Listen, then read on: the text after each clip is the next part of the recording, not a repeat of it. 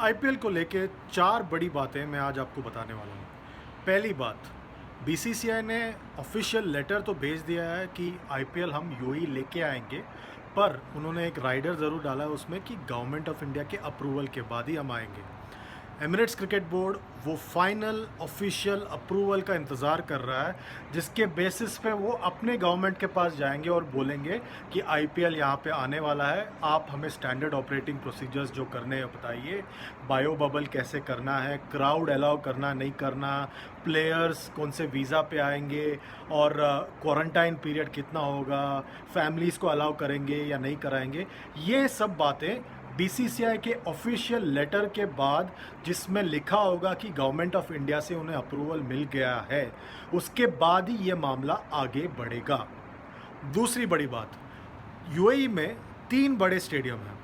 पहला stadium Sharjah cricket stadium.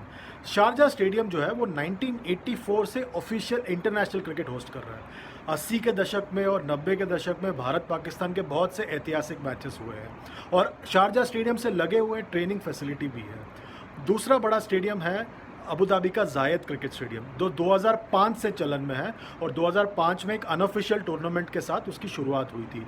2006 में पहला ऑफिशियल मैच इंडिया पाकिस्तान का 2 मैच का सीरीज़ हुआ था और उसके बाद से वहाँ पे रेगुलरली पाकिस्तान की मैचेस हो रहे हैं। आईपीएल भी 2014 में वहाँ पे खेला गया था। तीसरा बड़ा स्टेडियम जो है वो दुबई इंटरनेशनल स्टेडियम है और जो 2008-9 से चलन में है और इंडिया वहाँ पे एशिया कप में मैचेस जीते थे और एशिया कप टूर्नामेंट वहाँ पे जीता था। अब ट्रेनिंग फैसिलिटी की जहाँ तक बात है, अबू धाबी में जायद क्रिकेट स्टेडियम के साथ आपके पास 2 एकेडमी ग्राउंड्स है और वहीं पर ट्रेनिंग फैसिलिटी है। वैसे ही दुबई में अगर आप देखें, दुबई इंटरनेशनल स्टेडियम के कुछ दूरी पे एक आईसीसी एकेडमी है, जहाँ पे 2 एकेडमी ग्राउंड है और बहुत सारे पिचेस हैं फॉर ट्रेनिंग और वो अलग अलग देशों से लाया हुआ सॉइल से बनाया हुआ पिच है। और आप देखेंगे कि जब 2012 में इंग्लैंड आया था इंडिया जीतने के लिए, उसके पहले उन्होंने यहीं पे दुबई में ट्रेनिंग कैंप किया था और वहाँ पे उन्होंने ट्रेन करके वो इंडिया आए थे जीतने के लिए। और उनके पास आईसीसी एकेडमी में इंडोर फैसिलिटी भी है जहाँ पे आप ट्रेनिंग कर सकते हैं। उसके अलावा बहुत सारे ऐसे एकेडमीज़ हैं दुबई में जहाँ पे आप ट्रेन कर सकते हैं और अपने प्रैक्टिस सेशंस कर सकते हैं। रविचंद्रन अश्विन का एक एकेडमी है, गैरी कर्स्टन का एक एकेडमी है, महेंद्र सिंह धोनी का भी पिछले साल तक एक एकेडमी था एक स्कूल में, और उसके अलावा बहुत सारे हैं। उसके अलावा एक बड़ा ग्राउंड है एमिरेट्स सेवंस ग्राउंड, बहुत ही खूबसूरत ग्राउंड है जहाँ पर भी ट्रेनिंग हो सकता है। तीसरी बड़ी बात इस आईपीएल को लेके ये है कि वाइव्स, प्लेयर्स और जो सारे ऑफिशियल्स हैं वो कौन से वीज़ा पे आएंगे। वीज़ा का इशू बहुत बड़ा इशू है क्योंकि इस वक्त वो इंडिया से कोई टूरिस्ट को अलाउ नहीं कर रहे हैं। इंडिया 17 उन कंट्रीज़ में है जहाँ से वो सिर्फ अपने रेजिडेंट्स को वापस बुला रहे हैं। टूरिस्ट वीज़ास अभी अप्लाई नहीं होता है। तो इंडिया से अगर कोई फ़ैन आना चाहता है तो कैसे आएगा, और अगर बाहर से कोई फ़ैन आना चाहता है तो कैसे आएगा, ये सारी बातें भी अभी तक क्लियर नहीं है।